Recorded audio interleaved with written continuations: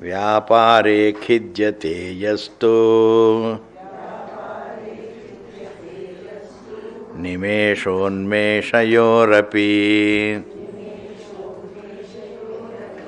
तस्यालस्य धुरीणस्य सुखं नान्यस्य कश्चित्. This verse cannot be translated literally, it's not right. A person who is the most lazy, for him is happiness, not for anybody. Alasya dhurinasya. To the most. It should be understood, the one who doesn't look at karma as the sadhanam. Vyapare means in karma, karmani, khidyate. The one who is uncomfortable with action. Khidyate means, is made uncomfortable. A person who is uncomfortable with action. Yastu, he who. Nimesha unmeshayorapi. A person who is uncomfortable even with the act of living. Nimesha unmesha means opening eyelids and closing eyelids. All this must be taken to mean any activity, whether it is physical activity, sensory activity, or mental activity. A person who is uncomfortable with activity is uncomfortable with activity not as a matter of temperament, but as a matter of conviction that it is not the means. A man who doesn't like actions as a matter of temperament is a lazy man. A man who doesn't like action by conviction is a wise man. And a wise man and lazy man look alike. They sound alike, but then they are not alike. One has value for karma, but he doesn't have the temperament for it. The one who has value for karma, value for the results, value for the bhoga, he wants everything, but he is not ready to work for them. He is called a lazy man. Bhagavan Krishna calls him mithyachara. Mithyachara means he is a hypocrite. He is wrongly misled. His achara is false. A person whose behavior is faulty. But a person who doesn't like karma by conviction, no action can only create a limited result, but I will remain the same. It doesn't add to my well-being, and not doing an action is not going to take away my well-being. My well-being happens to be my nature, that is what the Shruti says. And my experience also tells me that.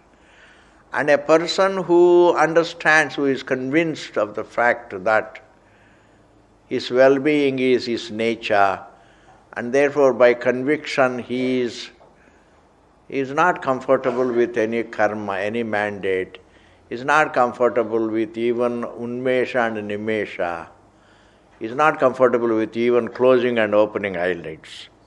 Tasya alasya dhurinasya. For that master lazy man, sukham is peace. Na anyasya, not for anybody else. Kasachit, not for anybody else. Here it does not mean a master lazy man is a wisely lazy. A man who is wisely lazy is lazy with a vision. Meaning he has no interest for accomplishing any material things. Because even if you accomplish a kingdom in the material world, you still remain a jivaji. That is, your view that you are a jiva continues. No achievement can correct your jiva buddhi, and therefore The one who doesn't undertake any karma for any material result, the one who is convinced that karma is not the means, he may do karma. But he sees the fact that karma is not the means.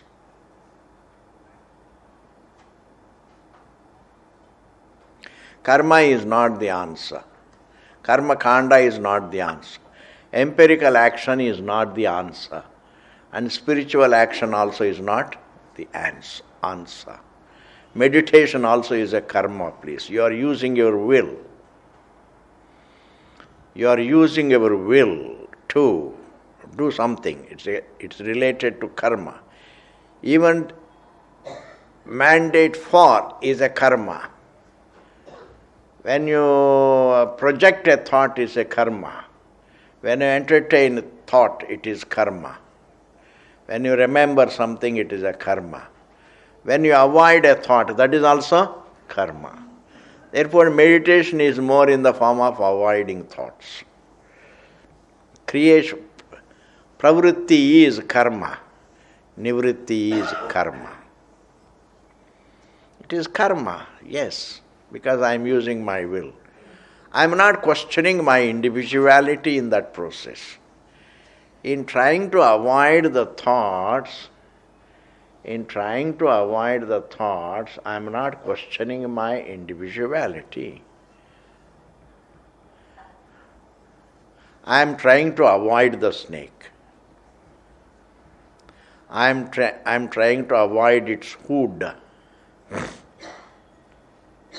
Meditation is in the form of avoiding thoughts. I am using my will to avoid the thoughts. So it's a karma. Therefore, meditation also is not the answer. In fact, no doing is the answer, except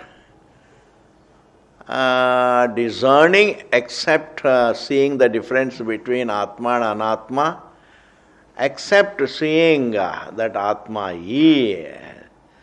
is not limited. And thought is not a second to the truth. Thinking is not second to the truth. If thinking were second to the truth, then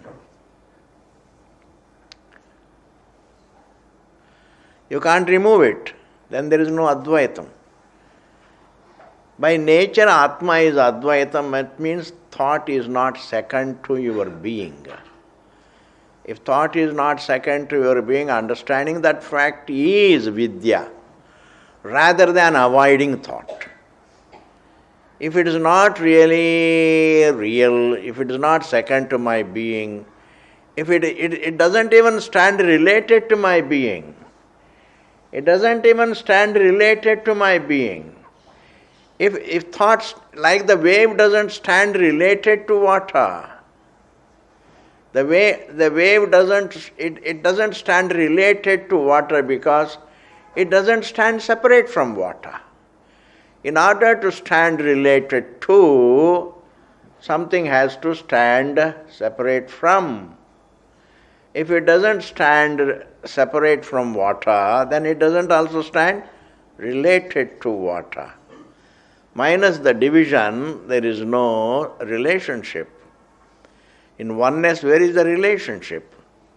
Between wave and water, there is no division, therefore there is no relationship. Between one's existence and the thought, there is no division, and therefore there is no relation.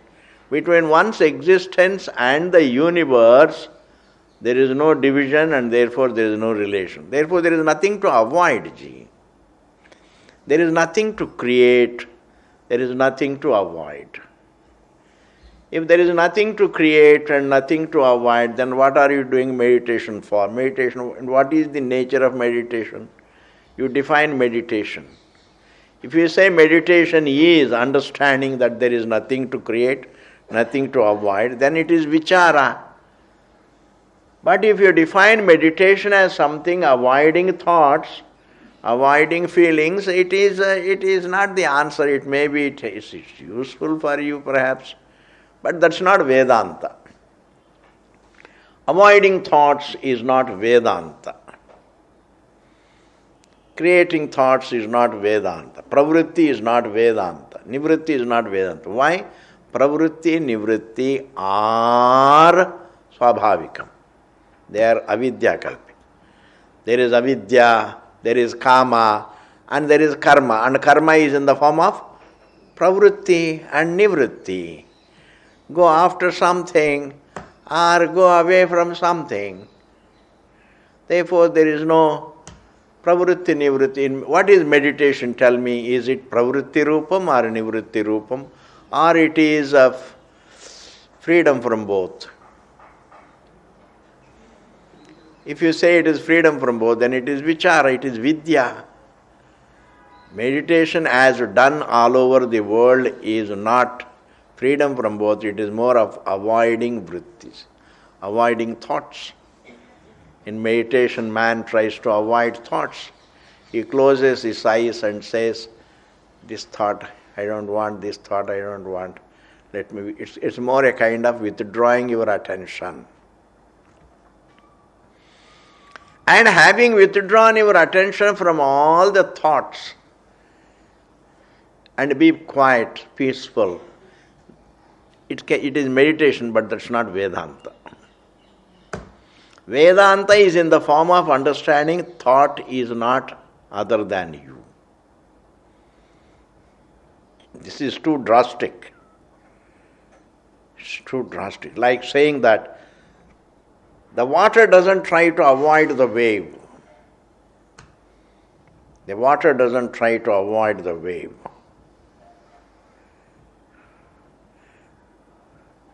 It discovers there is no wave to avoid. There is only me, water.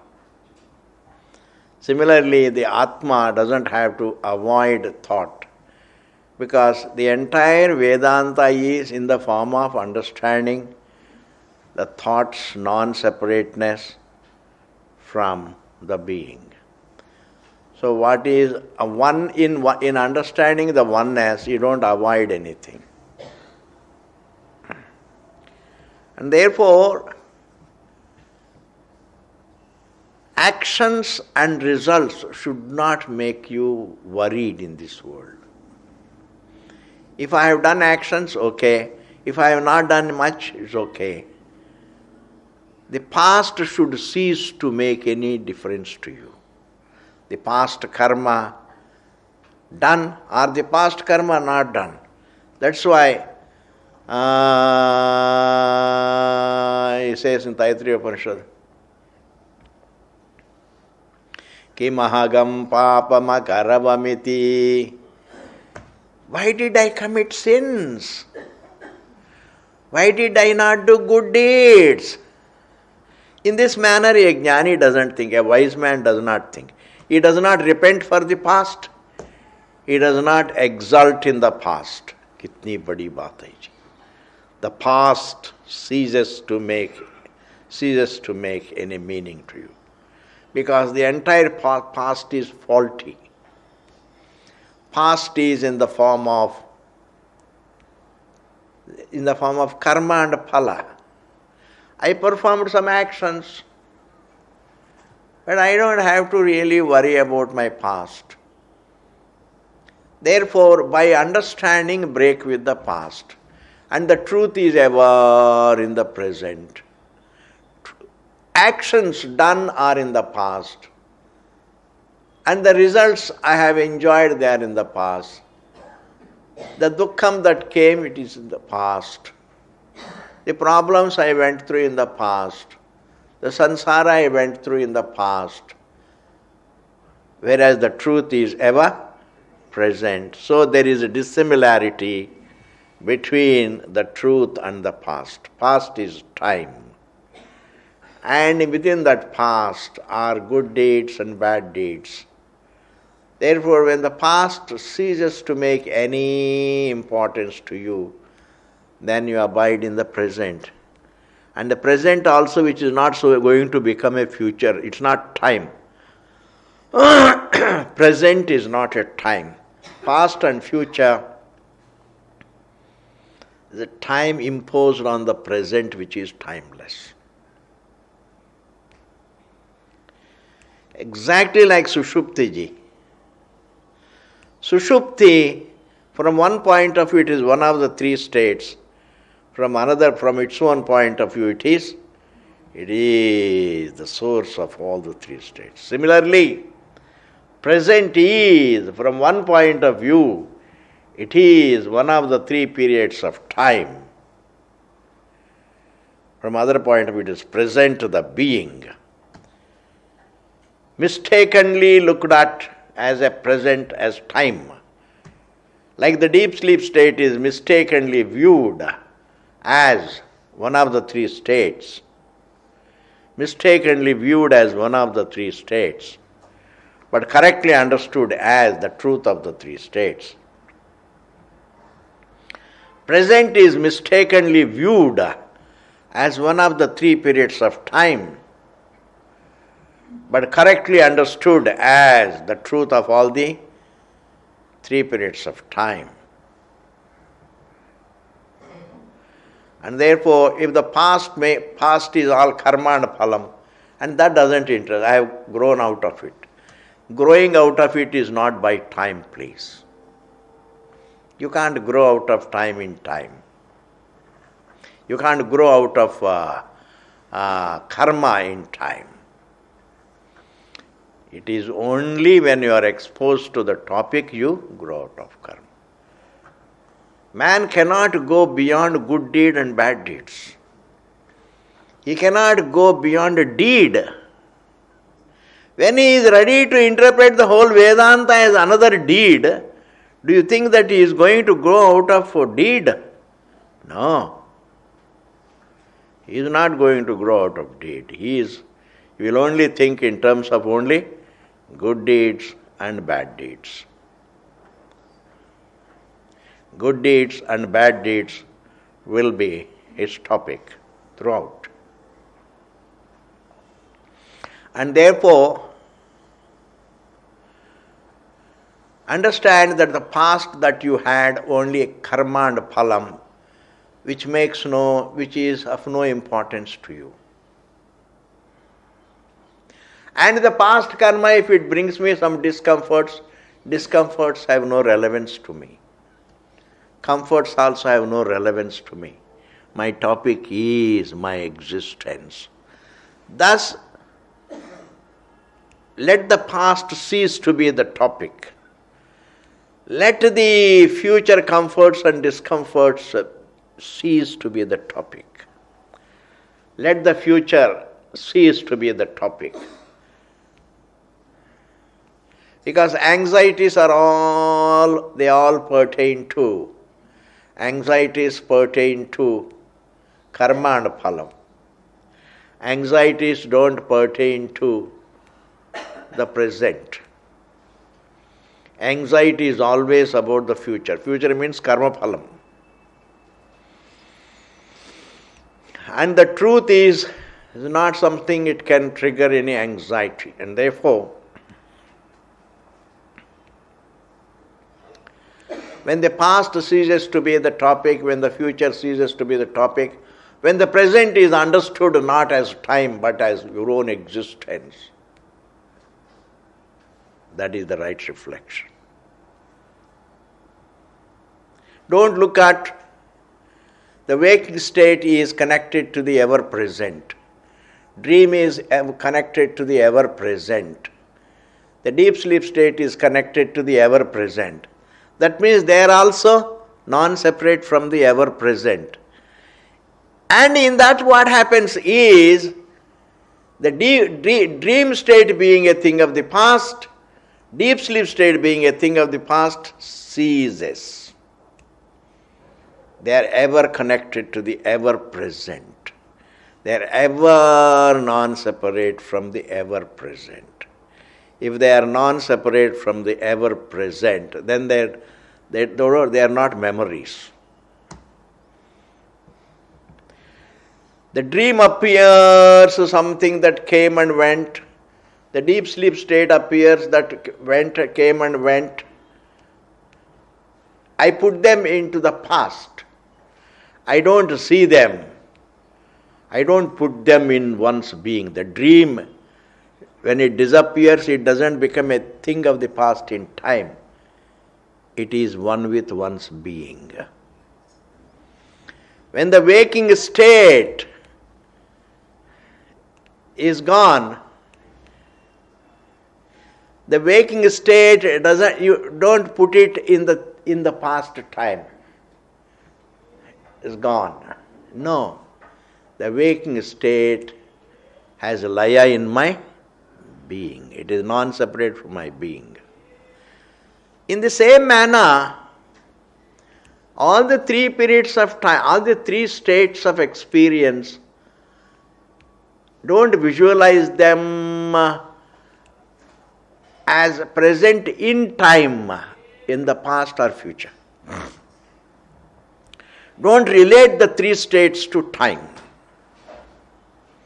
because anadi cannot be related to time.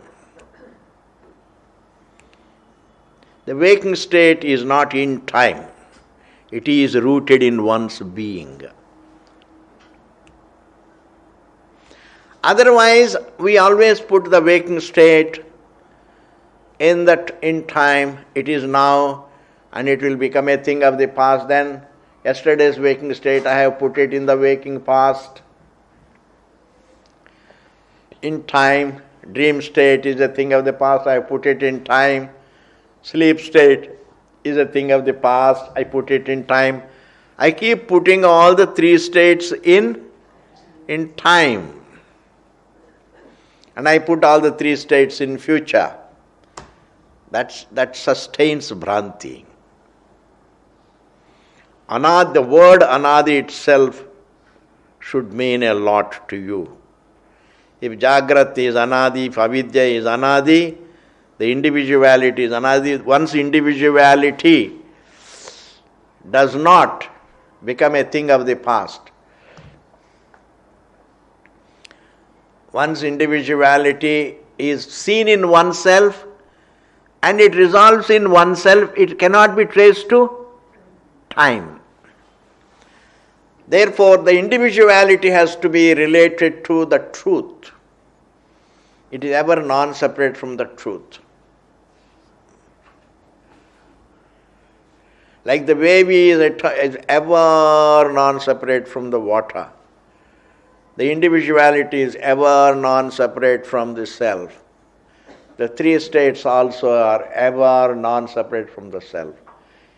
If I put the three states in time, they are going on past, present, future like this, and then now I am there, now I am not there, that now is referred to only time. I am putting my individuality. I look upon my individuality as a thing of the past and the future.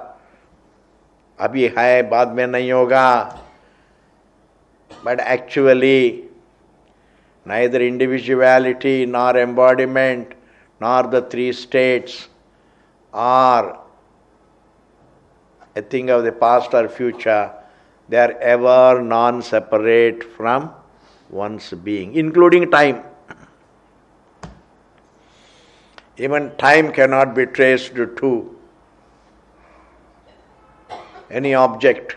The object and the time as concomitant is traced to the being. Thus, what I am experiencing is eternally non-separate from the being. Thus, I am only experiencing appearance and disappearance of what I experience within myself. They don't appear in time and disappear in time. They appear with time, they disappear with time in the being. And man never relates everything to his being. He traces his existence also, he traces himself to time. Everything is in time, I am also in time. It is so fashionable to say that everything is in time, I am in time, etc., etc. But then where is time, please?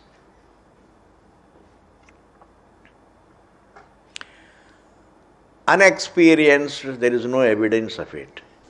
In the deep sleep state, the time is not there. If you say the time is there but I don't experience, if you say, is there evidence to that effect? There is time, but even to say there is time, I have to experience. This is a big thing. Without the evidence, you can't talk about the evidence. And the evidence is only my experience, my knowledge. And therefore, here he says, Tasya alasya dhurinasya sukham na anyasya kasya chit. This verse should not be misunderstood for a lazy man. No, it is for a wise man. And every wise man doesn't take interest in karma. Please understand. A person who takes interest in karma, he takes interest in karma, कुछ तो गड़बड़ है. You can't take interest in karma and phalam. You may do karma but not take interest. You may do absent-mindedly, थोड़ा कर्म कर दिया, छोड़ो. But if you take a lot of interest in the karma, that means Vedanta has not touched you.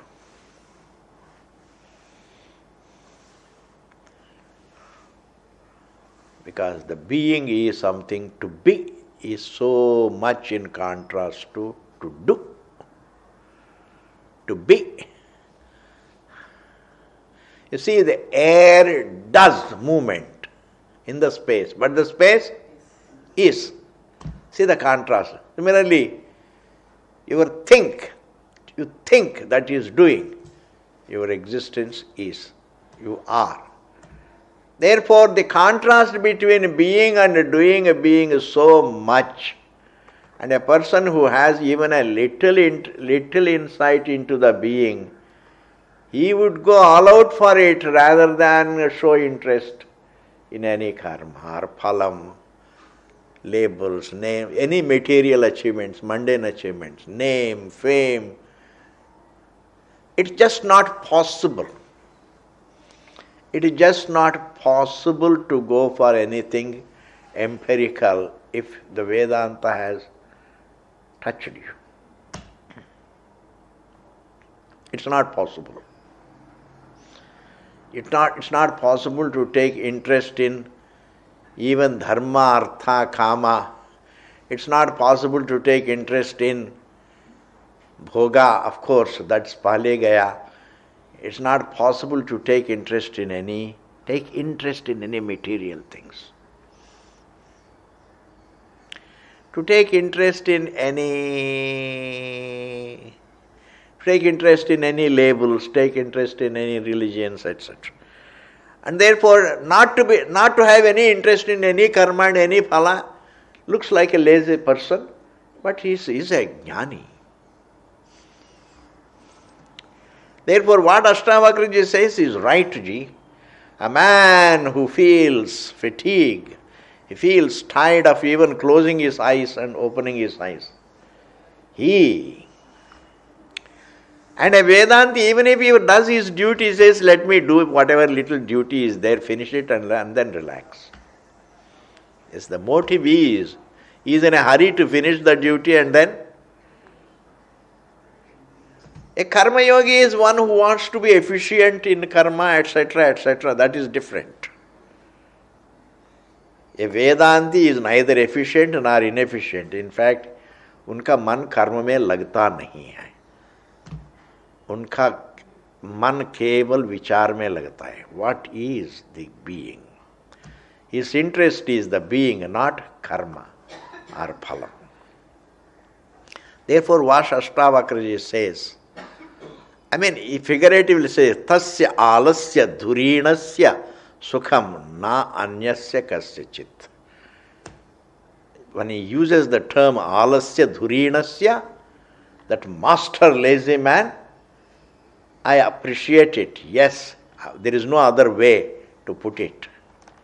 The one who is totally convinced that no physical activity, no mental activity, no intellectual activity, no social activity is of any importance to one's happiness.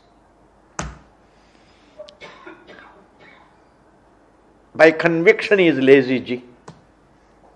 Not by temperament he is lazy. By conviction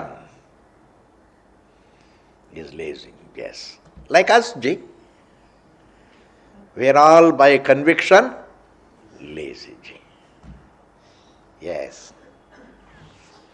Next, ji. Therefore, if you haven't done much in the past, don't worry. Because the entire past has no meaning to you. And don't worry about the future, kya hoga, sab log aage ja rahe hain. Don't build castles in the air in future. Because it all means nothing. The entire past means nothing. The entire future means nothing. Nothing. Nothing. It means nothing. Therefore, enjoy. And your existence is the present. And the past and the future are two thoughts imposed on the present, the truth. Present is not another time. Present is looked upon as time. That's a mistake. Like the deep sleep state is looked upon as one of the three states. The present also is looked upon as one of the three times. Same way. But the present is not one of the three periods of time. It is the truth of the past and truth of the future. Because you cannot experience present as time. Present means what is. And what is only your existence. If you objectify time, it's not is. To be is your own being. No object is qualified to be called is. Only your existence is to be. And therefore, just as sleep is not one of the three states, the present is not one of the three periods of time. Yes. Idam kritamidam neti Dvandvair muktam yada manah Dharmartha kama moksheshu Nirapeksham tada bhavet. Idam kritam, idam na.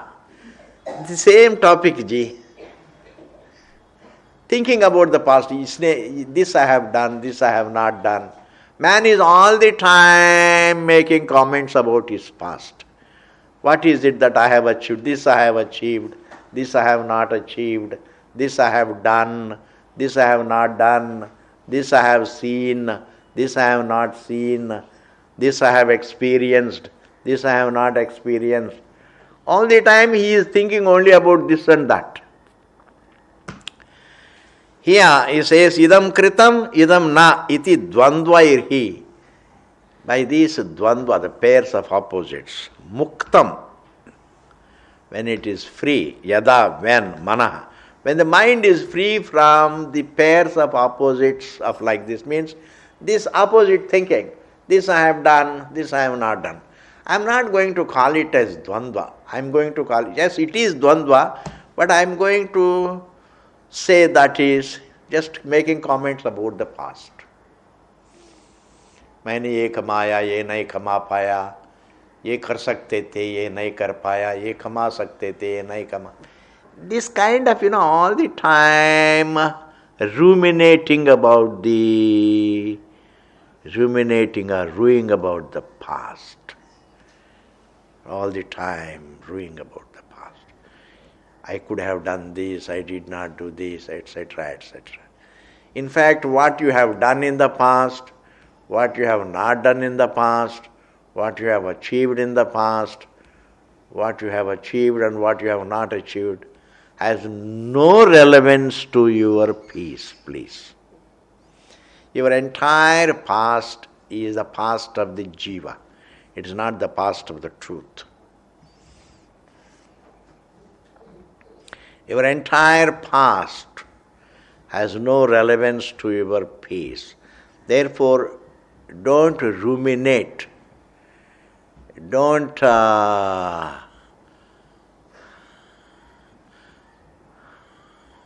chew the cud of the past. Don't chew the cud. By conviction, be free from the past. Don't waste time thinking about the past. And don't waste time thinking about the future, because even if the future is bright, it means nothing. Like many people say, just as the past actions created the present deeds will create a bright future, therefore be active in the present. That is karma kanda, ji. In order to make your future bright, you have to do some present good deeds. But even if you create a bright future, it means nothing. What is bright future? You will have a bigger house and a lot of money. That's called bright future. Is there anything else? Bright. Having name, fame, a lot of good cars, etc. That bright future means only materially bright. And when it comes to the truth, it's not a matter for the future. Ji. Therefore, even if you create a bright future, it still has no relevance to you, which is ever present. The bright future is not relevant to the ever present. The past time is not relevant to the ever present. And therefore, it is true, in Karmakanda says, just as the present is the result of the past, which is true, law of karma. Similarly, the present activity, you can create a bright future. That is all true. These are the advices given in Karmakanda. This is a societal wisdom. This is empirical wisdom, not Vedanta. Empirical wisdom is something that's nothing. What we call empirical wisdom, Vedanta calls it as avidya. The empirical wisdom is all nothing but avidya. Just as the present is the result of the past, therefore you take care of the present actions and the brightness of the future will take care of itself. That's true, I accept it. But that's not Vedanta. Vedanta says, even if you have a bright future, it's not the answer. Future is not the answer. Past was never the answer. Because the future is going to become a thing of the past. And therefore, if the past is not the future, then the future also is not the answer. And therefore, don't unnecessarily waste time thinking about the past and the future. Let not the past be an obsession. Let not the future be an obsession. If something happened in the past, don't be obsessed with, just forget it. Because when the Bhagwan ka srishti hi laya ho jata hai, ye kya baat hai ji? History kya hota hai? A few events in the creation should not become an obsession. Let them be just, don't put them in time. Put the entire past along with all the events in it in the truth. They have laya in the truth. When you say the past is gone, now my question is, where is it gone? The past is gone. Where is it gone? Kaha gaya? In fact, it appeared in the truth and disappeared in the truth. And the future is unmanifest in the truth, it becomes manifest in the truth. And which is the truth? The truth is the present. The present, the truth, the being. And it is interpreted by man as present, one of the three periods of time. Like the deep sleep state is interpreted as one of the three states. Wrong, it is avidya. But otherwise the deep sleep state is the source of both the waking and the dream. And even the error that it is a third state. Similarly, the present is not a time. The present actually by experience. You don't experience present time. You experience the present, your existence.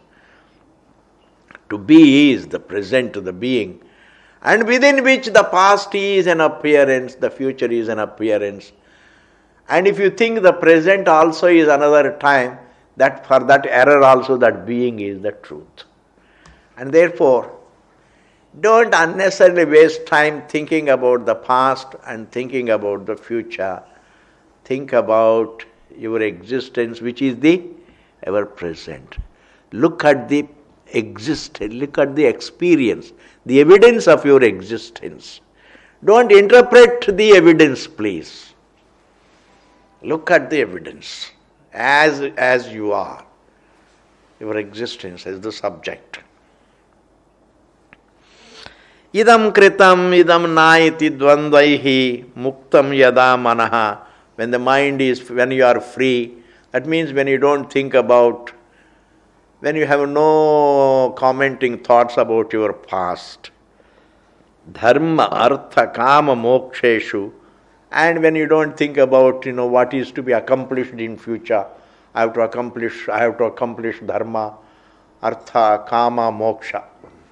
I have a lot of work to do in future. You have no work to do in future, please. ऐसा कुछ नहीं है. But then man imagines that I have to achieve artha, I have to achieve punya, बहुत प्रार्थना करना है, बहुत कुछ करना है. Artha, kama, I have to enjoy everything.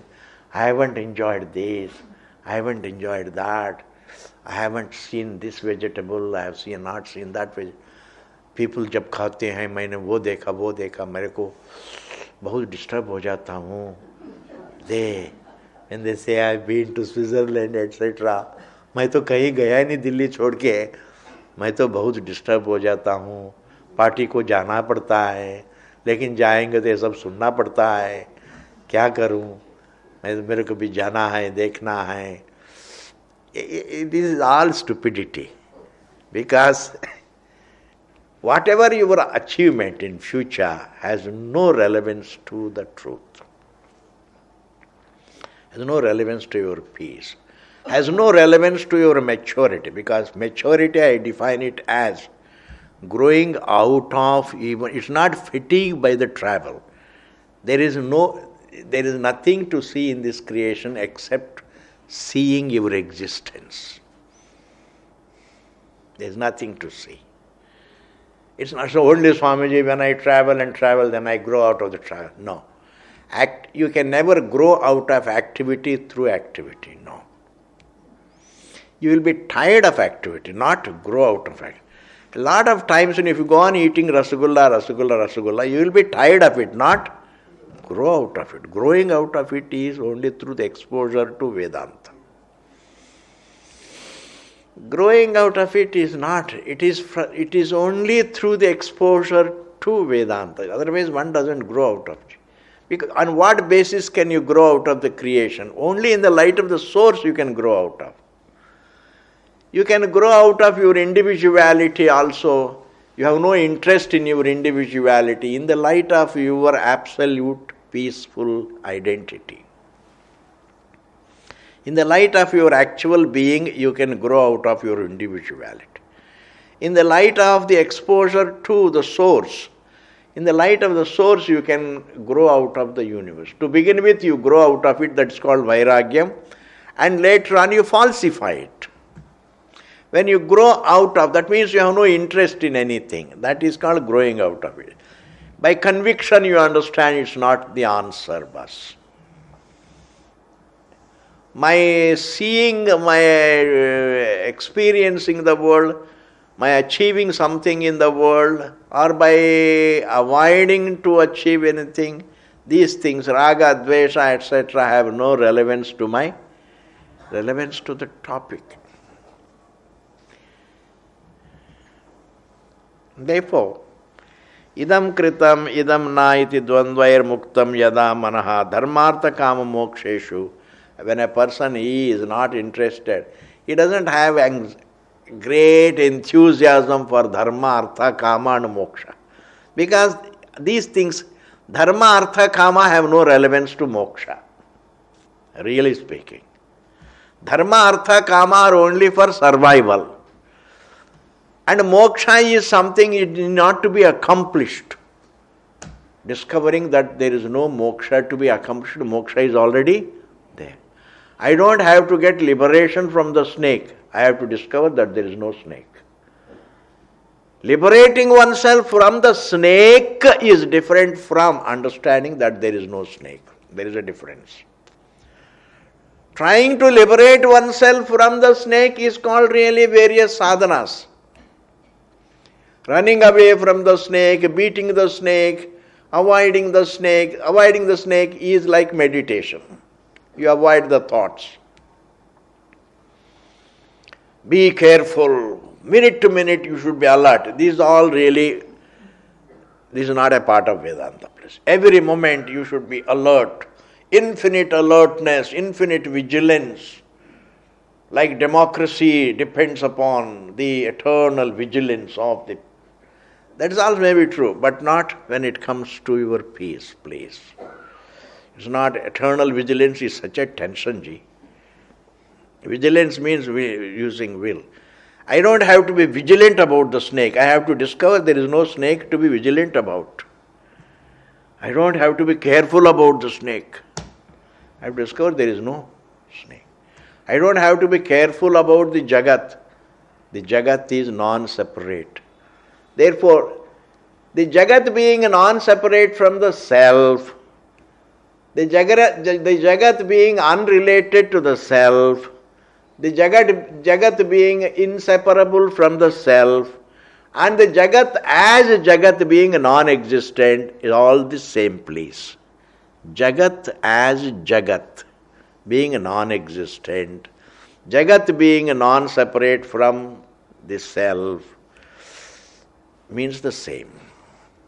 The wave being non-separate from water and the wave as a wave is non-existent, both mean the same. The wave is not there because its actual identity is water, that way. Dharmartha kama moksheshu nirapeksham.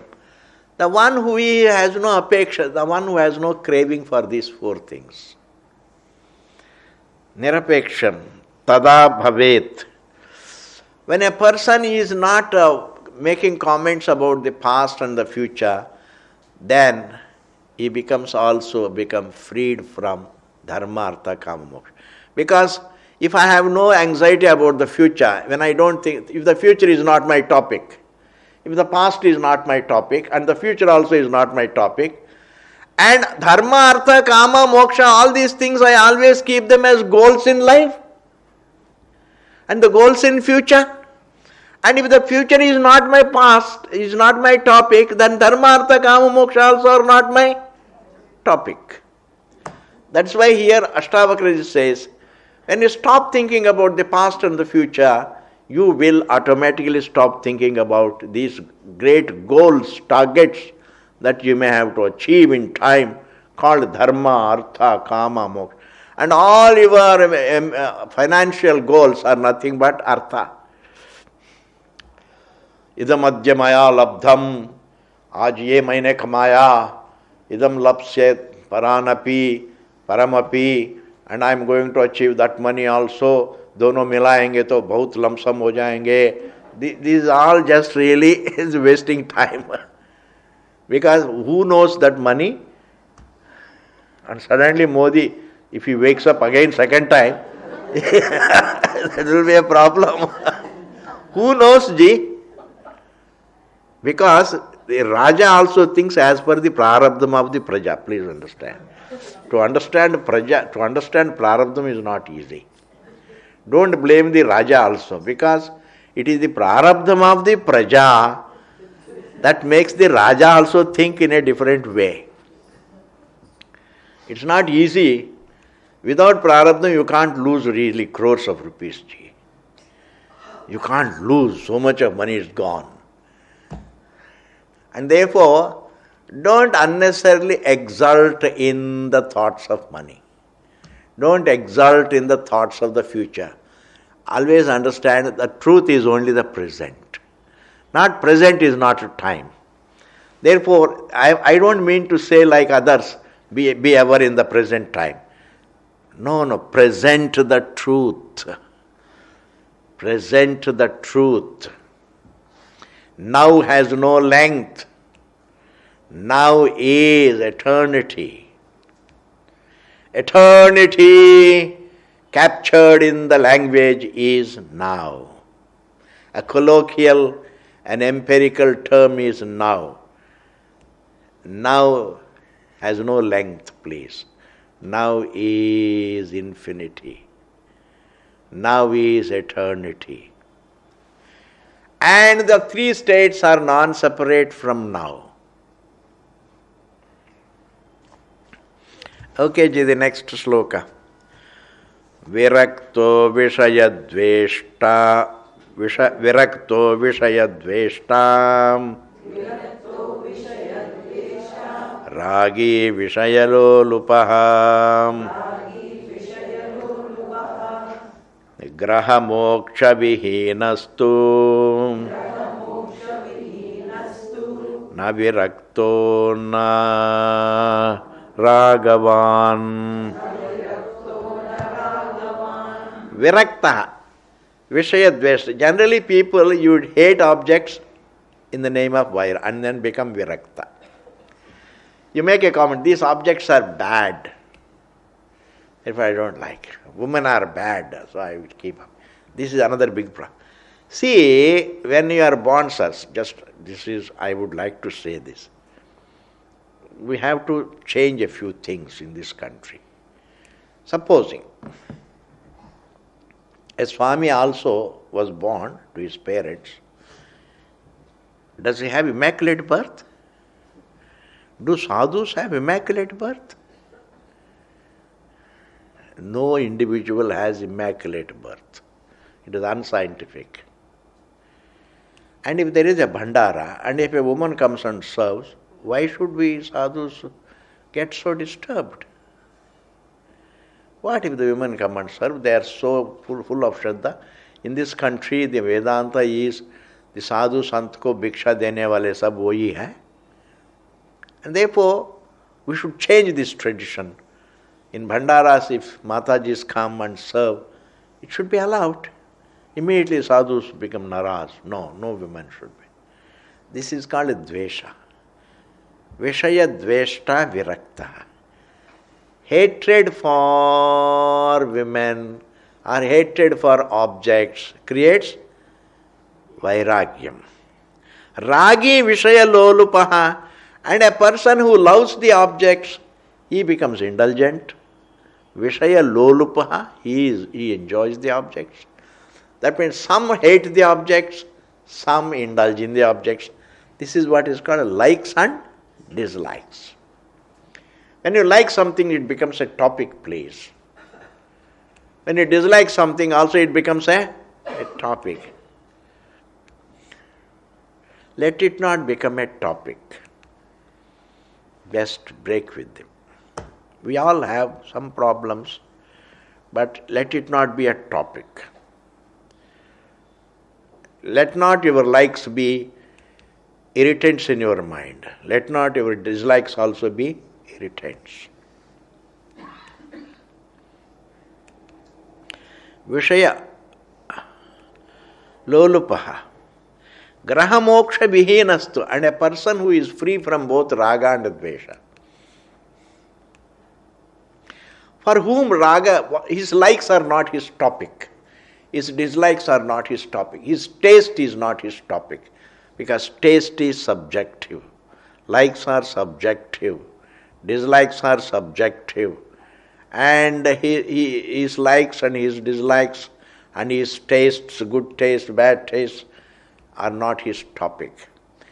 In order to break with every detail in the creation as the topic, that makes you a student of Vedanta. Nothing is my topic. I am doing something, with a great reluctance for my survival. Given a choice, supposing somebody looks after my bhiksha, I don't want to do anything. But because I have to earn my bhiksha, I just do it without, I may not take great interest in it. It's not that something I enjoy it, no. I just do it, bas. I can't even say I enjoy action. A Vedanti never enjoys karma, please. He only enjoys studying Vedanta and reflecting on Vedanta. He doesn't enjoy any karma. He doesn't take interest in anything. Do you mean to say Swamiji is a gone case? Yes. He doesn't take interest, yes.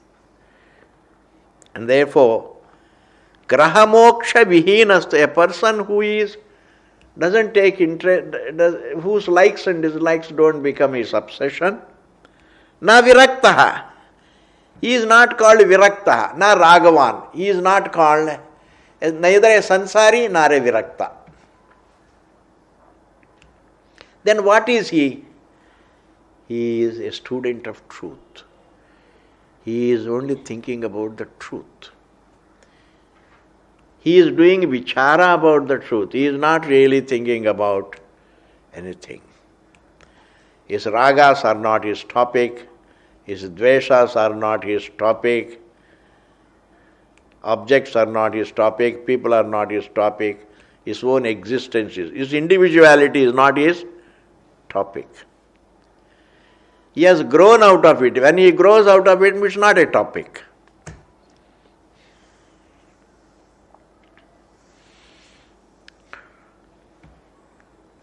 Next verse, Ji. Heyopadeyata tavat sansara vitapankura spriha jivati yavadvai nirvichara dashaspadam. It's a very good verse, Ji. Heya upadeyatha. Thinking about the do's and don'ts. It's not easy for man to grow out of do's and don'ts. He may not be doing anything, but he is thinking only in terms of do's and don'ts. I have to achieve this. I should lose this. I should avoid this. What are all these things? I should and I should not. I would like to and I would like to avoid this. I want to, I don't want to. Man's thinking is always in terms of do's and don'ts. Do's and don'ts are more in the form of thinking rather than actions. Generally, he doesn't do much. He is only thinking about, he is all the time thinking in terms of class ke baad kahan jaun. That is called upadeyata. Do's and don'ts. Kya karu, kya nahi karu, etc. etc. Therefore, heya upadeyatha, thinking in terms of do's and don'ts. Tavat sansara vitapankuraha is the sprout of the tree of sansara. Heya upadeyatha are the sprout of the tree. Vitapa means a tree. Ankura means a sprout. Sansara vitapa ankuraha, the sprout of the tree of sansara. Because what I think actualizes in the world. If I think in terms of heya and upadeya, the do's and don'ts, then I will be doing also pravrittis and nivrittis. And pravrittis and nivrittis have implications in the form of results, and the results will become my bhoga. Therefore, heya upadeyatha tavat sansara vitapankuraha spriha jivat yavadvai. And as long as spriha, that desire is there, as long as desire, I am going to define desire like this. See, the desire for an object is called desire. But I would like to define desire little differently. Seeking fullness through an object is called, that's the desire. It's not just a desire for an object. It is the trend, man's approach to happiness. Desire is man's method of approach to happiness. By fulfilling a desire, he wants to get fullness. By enjoying an object, he wants to find fullness. The search for fullness through the objects is called a desire. That is actually desire. Desire means, supposing a person renounces all the objects, and if he is again searching for fullness through meditation, that is also the same thing. Therefore, searching for fullness through objects, through thoughts, through feelings, through do's and don'ts in terms of thoughts also, through entertaining thoughts, through avoiding thoughts, etc. Seeking fullness through the pravritti and nivritti for the objects, through the pravritti and nivritti of the thoughts, seeking fullness by way of do's and don'ts of the objects and do's and don'ts of the thoughts. Seeking fullness through the objects and thoughts. Seeking fullness through the objects and thoughts. Objects and feelings. Objects and thoughts means you close your eyes and think of the future, etc. It's all thinking. In meditation, you try to avoid thinking. Thus, seeking fullness through the objects, through the thoughts. Through the objects means through enjoying objects, through avoiding objects. Through entertaining thoughts and through avoiding thoughts. The entire struggle is within these two. Spriha jivat yavadvai. As long as this approach remains, this trend remains, as long as man's approach to happiness remains like this, that is, he wants to achieve happiness by way of the objects and the thoughts. Spriha jivat yavadvai nirvichara dashaspadam. It will remain the basis for non-reflection. Nirvichara dasha aspadam. It becomes the basis for nirvichara. The wrong approach to happiness is the basis for lack of vichara. Why I don't do vichara? Because of this spriha. Why there is a spriha? Because I don't do vichara. Lack of vichara and spriha, they promote each other. Now, when we think like this, I become very uncomfortable. Because two things cannot, spriha and lack of vichara do not promote each other. Both of them are to be bracketed as one block. Not to do vichara and desire are one block. And it continues until the exposure to Vedanta. Until I am exposed to Vedanta, until I am exposed to Brahma Vidya, through any language, in some loka or the other, in some life or the other, when one is exposed to Brahma Vidya, then there is a change of trend. Then I don't search for fullness, I try to discover, understand fullness.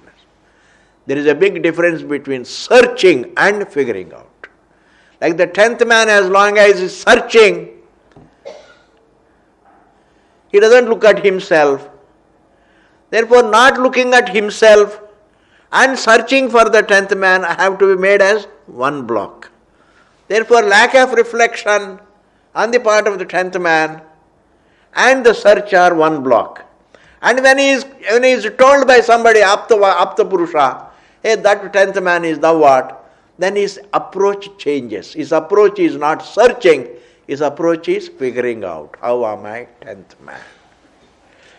How am I the 10th man? Similarly, man, until he is told that the full being that you are and the entire prakriya is taught, then otherwise if he is not taught fully, then what happens? He takes it as a joke and then leaves it. There are so many people who tell jokes. This is also one of the jokes. That I am not the body is also a big joke. Yes, Vedanta becomes a big joke if it is not taught properly. And therefore, until the exposure is there, until I get the exposure to the Shastram, I will have the spriha and I will have no vichara. No vichara and spriha should be bracketed. I want you to understand this. Otherwise it becomes anyonyashraya, which is a flaw. There is no mutual dependency for existence. Due to lack of vichara, there is desire, and due to desire, there is lack of vichara. Which is first, which is later, like the seed and the tree. Which is first? Seed first, tree first. And therefore, what should you do, please?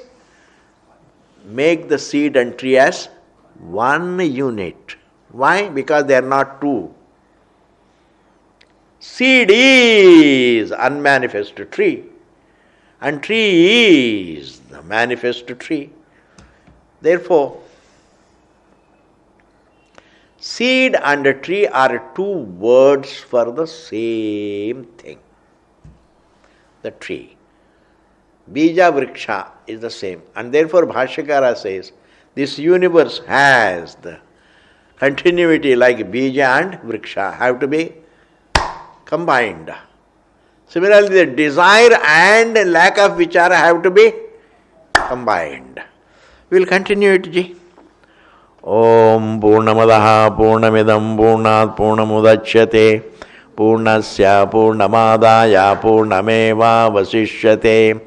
Om Shanti Shanti Shanti.